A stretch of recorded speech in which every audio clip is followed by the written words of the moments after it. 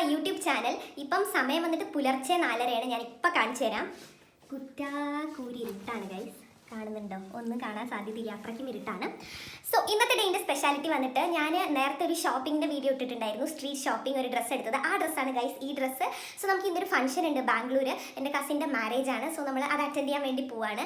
അപ്പം 5 o'clock നമ്മുടെ വണ്ടി വരും കേട്ടോ. മാരേജ് മുഹൂർത്തം വന്നിട്ട് 10:30 അപ്പോൾ ഹോപ്പ്ഫുള്ളി നമ്മൾ ബാംഗ്ലൂർ അതിന് മുന്നേ എത്തും. ആൻഡ് അവിടെ എത്തിയിട്ട് ബാക്കി വിശേഷങ്ങൾ കാണിച്ചു തരാം. സോ എൻ്റെ ഡ്രസ്സാണ് ഞാൻ കാണിച്ചു തന്നിട്ടുണ്ടായിരുന്നില്ല. ഇതാണ് ഒരു ആലിയ കട്ട് കുർത്തി ഉണ്ട്, ഒരു പാൻറ് ഉണ്ട്, അതിൻ്റെ ഷോൾ, പിന്നെ ഞാനൊരു ബാഗ് എടുത്തിട്ടുണ്ട് ഗൈസ്. വേർത്തിട്ടുണ്ടല്ലോ, പണ്ടാരടങ്ങുന്നത് ഞാൻ മൊത്തമായിട്ട് ഒലിക്കുകയാണ്. പിന്നെ ഞാൻ ഫാൻ ഇട്ട് കഴിഞ്ഞാൽ നിങ്ങൾക്ക് ഒന്നും കേൾക്കില്ല, അത് കാരണം ഫാൻ ഇടാത്ത. മുടി ഞാൻ ജസ്റ്റ് ഒരു മെസ്സി പ്ലേറ്റിംഗ് ചെയ്തിട്ടുണ്ട്, അല്ലെങ്കിൽ മറ്റേ ബസ്സിലൊക്കെ പോയി അവിടെ പ്രാന്തിയെ പോലെ ആവും ഗൈസ്, അത് കാരണം ജസ്റ്റ് ഒന്ന് മുടി കെട്ടി വെച്ചു. അത് നമുക്കിനി പോയിട്ട് കാണാം.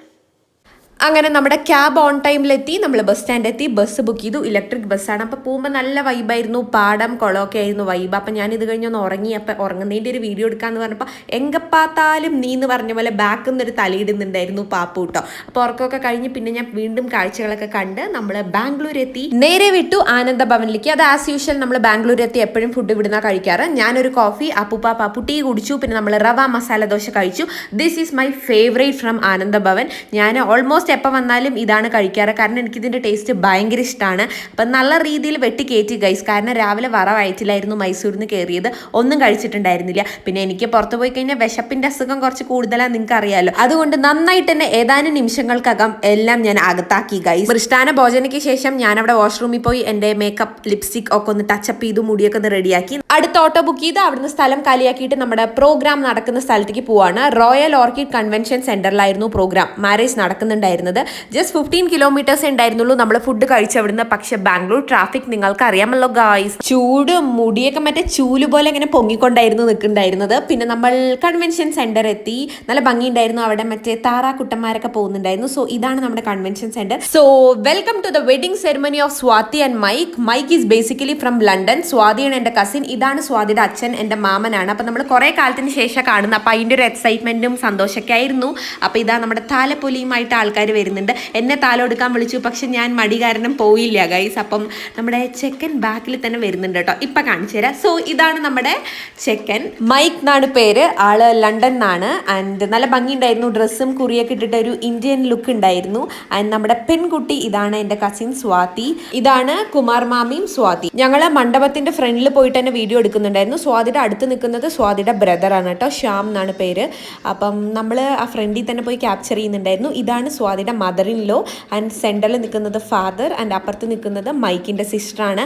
Mother in law look so pretty. എനിക്ക് ഭയങ്കരമായിട്ട് ഇഷ്ടപ്പെട്ടു സ്വാതിയുടെ മദർ ഇൻ ലോയിനെ.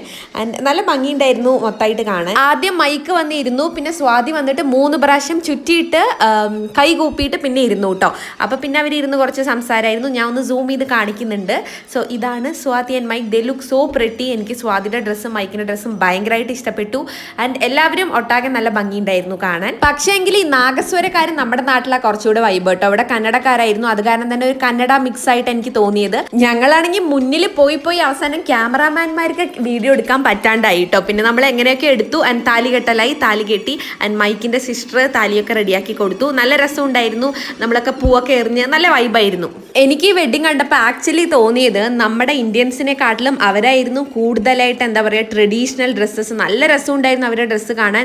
നല്ല വർക്കൊക്കെ ചെയ്ത് സാരി ലഹങ്കയൊക്കെ ഇട്ടിട്ട് അവരുടെ കസിൻസ് ഒക്കെ അങ്ങനത്തെ ട്രഡീഷണൽ ഇന്ത്യൻ വെയർ ഇട്ടിട്ടാണ് വന്നത്. നല്ല ഭംഗിയുണ്ടായിരുന്നു കേട്ടോ കാണാൻ. ഇനി പൂമാല ഇട്ട് കൊടുക്കൽ ചടങ്ങാണ്. ആദ്യം പെണ്ണ് ചെക്കന് ഇട്ട് കൊടുത്തു, പിന്നെ ചെക്കൻ പെണ്ണിന് ഇട്ട് കൊടുത്തു. മൈക്ക് ഇടണ കണ്ടപ്പോൾ എനിക്ക് ചിരി വന്നു കേട്ടോ. അങ്ങനെ കല്യാണമൊക്കെ കഴിഞ്ഞു. ഇനി ഫുഡ് അടി ടൈമാണ്. നമ്മുടെ സദ്യനായിരുന്നു കേട്ടോ, ടിപ്പിക്കൽ കേരള വെഡിങ് സദ്യനാണ്. അതിൽ ചക്ക ചിപ്സും ഉണ്ടായിരുന്നു, പിന്നെ നമുക്ക് പാലട പായസം ഉണ്ടായിരുന്നു, ചക്ക പായസം ഉണ്ടായിരുന്നു. നല്ല ടേസ്റ്റ് ഉണ്ടായിരുന്നു സദ്യ. പിന്നെ നമ്മൾ കുറച്ചുകൂടെ അവിടെ ഇരുന്ന് സംസാരിച്ചിട്ട് നമ്മൾ തിരിച്ചു കേട്ടോ. രാത്രി റിസപ്ഷൻ ഉണ്ടായിരുന്നു, നമ്മൾ അത് അറ്റൻഡ് ചെയ്തില്ല.